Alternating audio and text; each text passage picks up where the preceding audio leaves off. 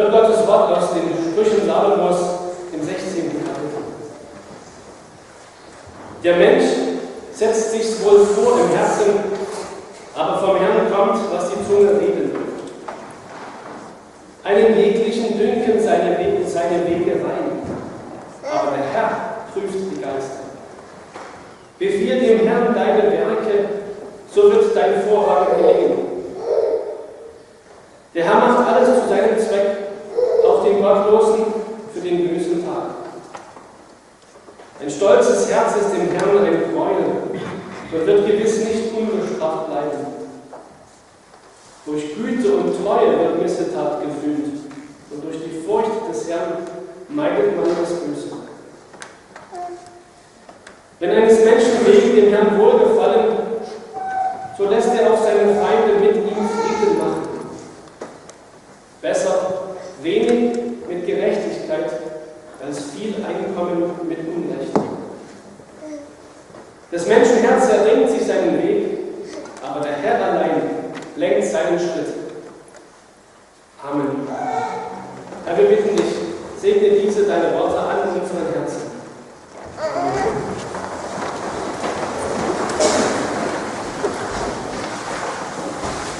Die Gemeinde hat uns sicher von dieser spektakulären Höhlenrettung gehört, wie dieser Höhlenforscher Johann Westphal gerettet wurde. Er war in dieser riesigen Höhle, die deshalb auch Riesending-Schachthöhle heißt, unterwegs bei Berchtesgaden und war dann in 1000 Meter Tiefe bei einem Steinschlag schwer am Kopf verletzt worden. Und es war ihm unmöglich, diese tiefe Höhle mit dieser schweren Verletzung aus eigener Kraft zu verlassen. Einer seiner Begleiter, der hat sich dann wieder ans Tageslicht gekämpft, um Hilfe zu holen. Und dann begann das, was alle Experten als eine der spektakulärsten Bergrettungen aller Zeiten bezeichnen. Denn um einen schwer Verletzten aus 1000 Meter Tiefe hervorzuholen, braucht man einen Plan. Und zwar einen guten Plan.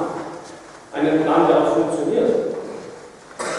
Denn hier ging es um Menschenleben. Und zwar nicht nur um das von Johann Westphal, dem verletzten Höhlenforscher, sondern auch um das Leben seiner Retter, die sich auch in dieser Rettungsaktion in gehörige Gefahr begeben haben. Nun, der Plan, der gemacht wurde, um Johann Westphal aus der Höhle zu befreien und zu retten, der ist aufgegangen. Das haben wir alle gehört und gesehen, im Fernsehen vielleicht oder in der Zeitung gelesen, am Freitagmorgen der vergangenen Woche. Da durfte er endlich wieder das Tageslicht erblicken nach vielen Tagen in der Höhle. Ja, nun ist es so, liebe Gemeinde, dass wir auch alle viele Pläne machen. Unser ganzes Leben lang. Gut, die meisten Pläne, die wir machen, die sind längst nicht so spektakulär wie dieser Rettungsplan des verletzten Höhlenforschers. Aber wir haben auch Pläne zu machen, jeden Tag eigentlich. Wir müssen unseren Tagesablauf planen. Wir müssen planen, wie wir unsere Familie ernähren. Wir machen Urlaubspläne. Ja, unser ganzes Leben, das will geplant sein. Und wer einfach so uns in den Tag hinein lebt, der macht es sich selbst nur unnötig schwer. König Salomo, von dem unser Predigtext heute ist, der hat sich auch immer viele Gedanken gemacht über das Leben in dieser Welt. Und er hat sich auch Gedanken gemacht über das ganze Planen des Menschen. Und er war ein weiser Mann. Gott hatte ihn besonders gesegnet mit Weisheit, damit er der König, der erste oder der zweite König des Volkes Israels sein konnte. König Salomo gibt uns nun in dem Predigtext für heute einen richtigen Ratschlag für unser Pläne machen. Das Menschenherz, der denkt sich seinen Weg, aber der Herr allein lenkt seinen Schritt. Diesen Vers habt ihr, liebe Eltern, eurer Tochter Lydia, als Taufspruch herausgesucht. Weil ihr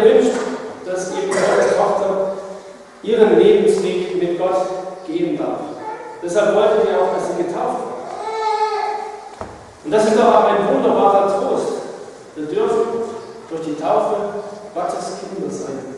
Er wird unser Vater sein, der auf uns aufpasst. Immer und ständig. Unser ganzes Leben lang und darüber hinaus. Liebe Gemeinde, wie planen wir unser Leben? Wie viele eurer Pläne sind schon gescheitert? Wie viele Pläne sind aber vielleicht auch aufgegangen in unserem Leben? Natürlich dürfen wir als Christen auch planen. Wir müssen nicht sagen, ich will das alles Gott überlassen, ich brauche mir keine Gedanken zu machen. Wir sollen uns keine Sorgen machen, aber Pläne dürfen wir durchaus machen, auch als Christen.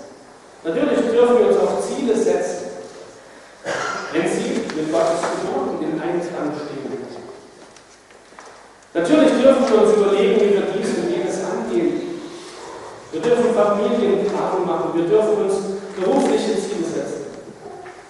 Nur einen Fehler dürfen wir eben nicht machen, dass wir unsere Pläne ohne Gott machen. König Salomo warnt uns davor, das zu tun.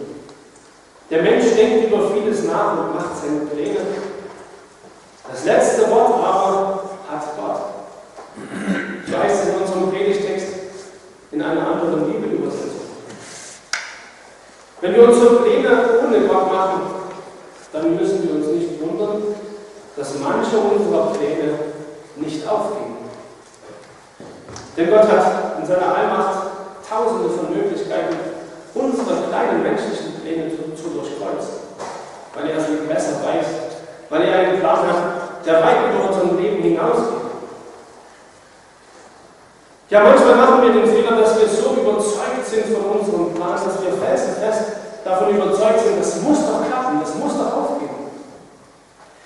Aber in unserem Predigtext heißt es, der König Salomo sagt uns, einem jeglichen dünken seine Wege rein, aber der Herr prüft die Geister. Gott, der alles weiß, der durchschaut auch unsere Pläne und Gedanken ganz genau.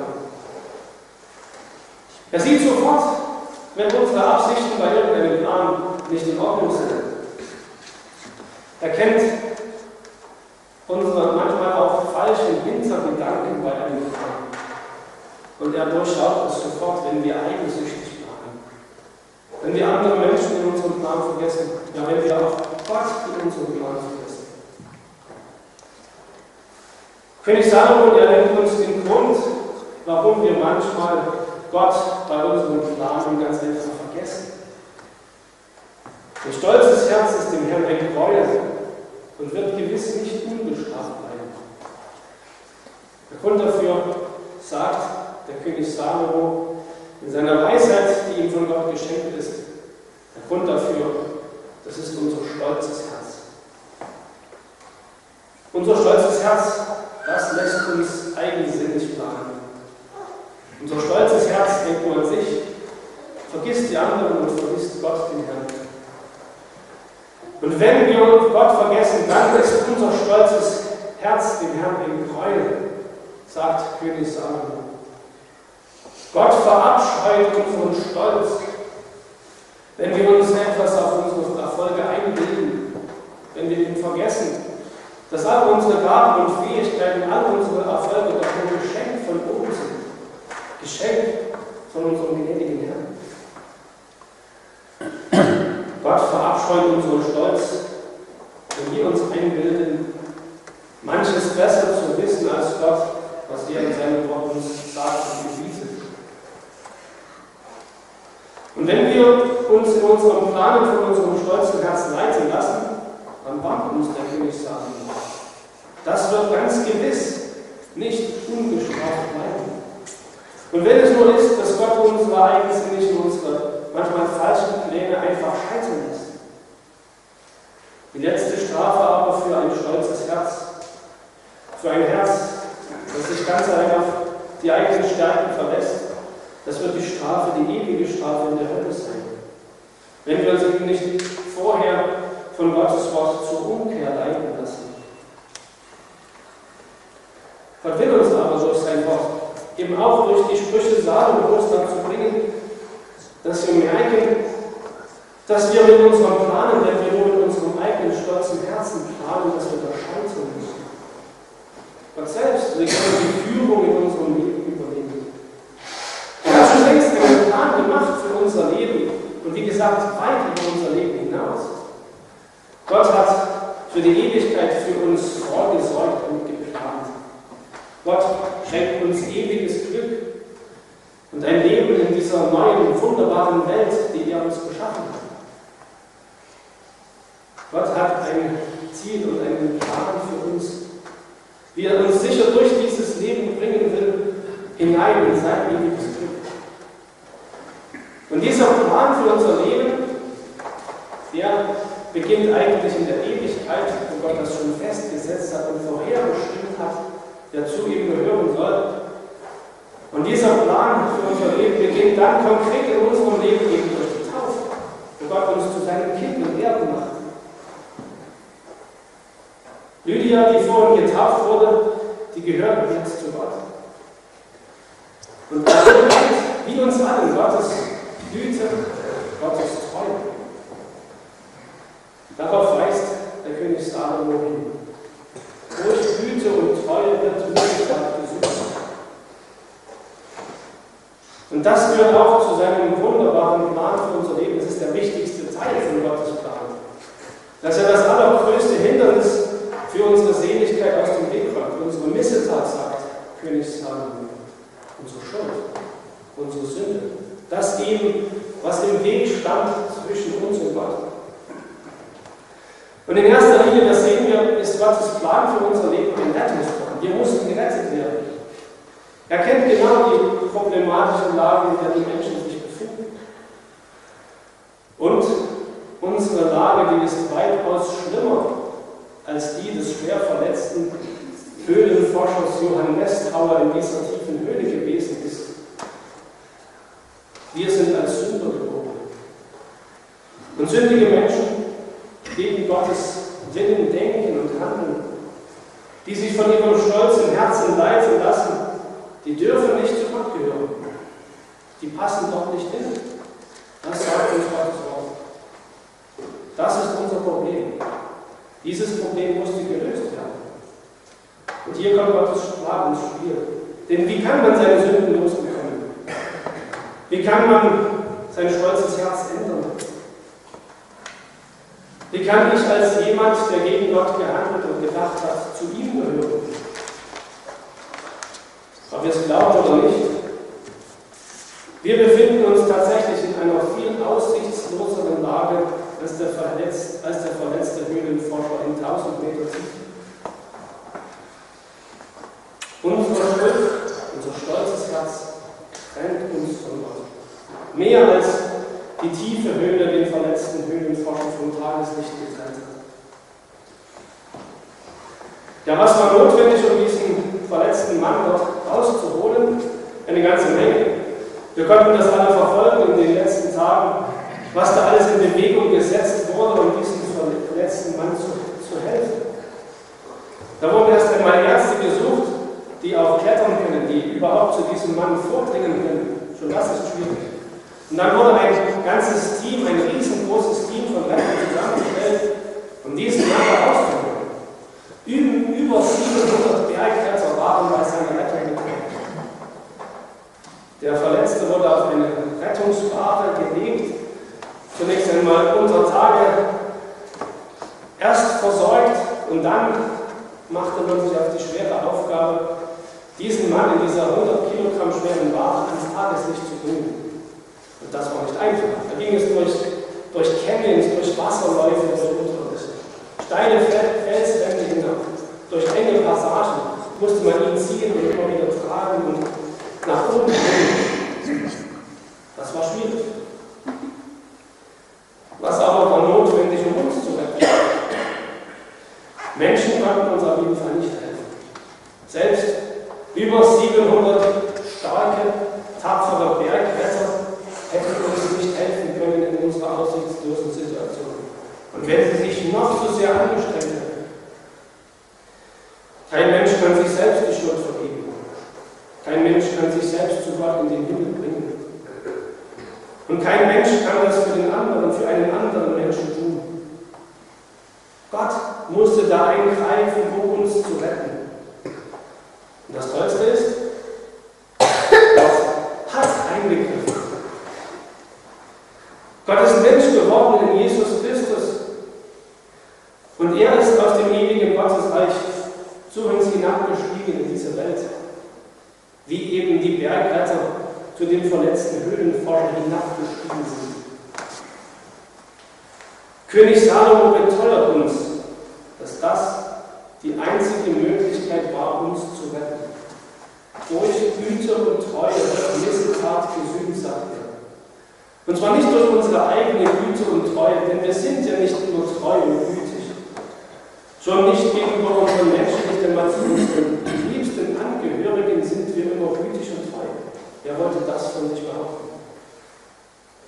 Und noch sind wir Gott gegenüber immer gütig und treu. Niemals hätten wir uns durch unsere eigene Güte und Treue retten können. Dieses große Hindernis auf dem Weg in unsere Seligkeit aus dem Weg schaffen können. Gott muss das tun. Seine Güte und Treue. Und seine Güte und Treue, die wird uns zuteil durch Jesus Christus. Dort, in der Person von Jesus Christus, diesem wahren Menschen, wahren Gott, da erkennen wir Gottes Liebe und Treue. Gott ist gütig und treu, deshalb schickt er uns den Herrn. Gott ist gütig. Deshalb stirbt Jesus Christus für uns am Kreuz. Und deshalb, weil Gott so gütig und treu ist, dann lässt er uns auch in der Taufe seine Kinder und Erben werden. Dann macht er in der Taufe einen Bund mit uns. Und zu diesem Bund, da steht er treu und fest. Und dieser Bund lautet, du darfst mein Kind sein. Und du darfst für immer zu mir gehören. Ich vergebe dir alle deine Schuld. Ich räume deine Missetat aus dem Weg und wasche deine Sünden ab. Und Gott macht da keinen Unterschied in seiner Güte und seiner Treue. Alle dürfen zu ihm kommen. Gott, unser Heiland, will, dass allen Menschen geholfen werde und sie zur Erkenntnis der Wahrheit kommen. Das sagt er uns in seinem Wort. Christus hing für alle Menschen am Kreuz. Und er will, deshalb hat er auch den Befehl gegeben, zu taufen, hinzugehen und zu taufen. Er will, dass möglichst viele Menschen getauft werden und zu ihm gehören und gerettet sind. Und heute ist diese Rettung für Lydia Lunghans geschehen. Durch den Heiligen Geist und durch die Taufe hat Gott ihr den Glauben geschenkt. Gott hat mit ihr diesen Bund aufgerichtet, zu dem man sich nun treu halten will. Und Gott will aber noch weiter an diesem kleinen Herzen arbeiten. Gottes Arbeit und Gottes Fürsorge und Treue hört mit diesem Tag nicht auf. Heute geht es erst los. Die Lydia, die soll aufwachsen in ihrem Glauben. Sie soll auch zu Hause von euch Eltern Gottes Wort hören und in diesem Glauben aufgezogen werden. Und auch hier in der Gemeinde soll der Glaube wachsen unter Gottes Wort. In der Gemeinde, zu der sie heute, auf dem Tag ihrer Taufe gehört. Das Menschenherz erdenkt sich seinen Weg, aber der Herr allein lenkt seine Schritte. Lydia, die kann noch keinen eigenen Plan für ihr Leben machen. Sie ist jetzt noch auf die Hilfe ihrer Eltern und ihres Vaters angewiesen, die für sie mitdenken und alles planen. Aber es gibt nun heute seit diesem Tag noch jemanden, der mit auf sie aufpasst und ihren Plan macht und sie führt und leitet. Und das ist unser gnädiger, treuer Gott, der das nicht nur für die Lydia tun will, die heute getauft wurde, sondern für uns alle. Und wir genauso erlöst sind und gerettet sind durch die Taufe. Amen. Der Friede Gottes, der höher ist als